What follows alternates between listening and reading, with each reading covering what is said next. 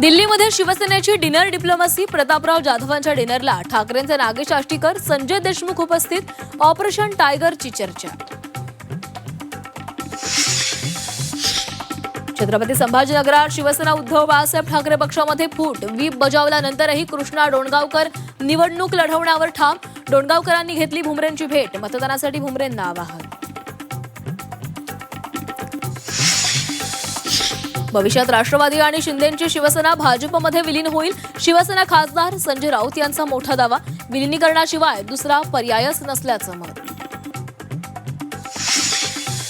उपमुख्यमंत्री सुनेत्रा पवार एकट्या दिल्ली दौऱ्यावर. भाजपच्या वरिष्ठ नेत्यांसोबत बैठक होणार असल्याची माहिती.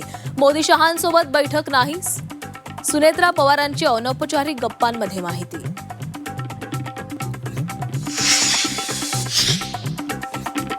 बंधू अशोक खरातचा नाफेड कांदा घोटाळ्यातही सहभाग असल्याचा आरोप.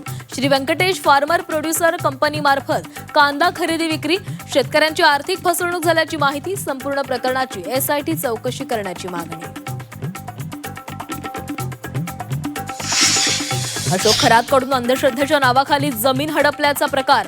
मृत्यूची भीती दाखवून 16 लाखांची जमीन 4 लाखांमध्ये घेतल्याच्या मिरगावच्या माळी कुटुंबाचा आरोप.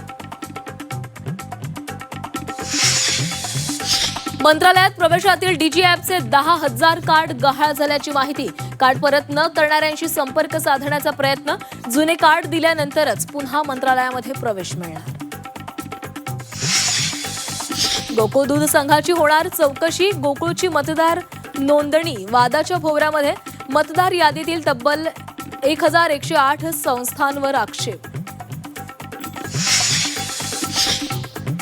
सोलापूरकरांसाठी आनंदाची बातमी. 17 एप्रिलपासून सोलापूर हैदराबाद विमानसेवा सुरू होणार. आजपासून तिकीट बुकिंग सुरू.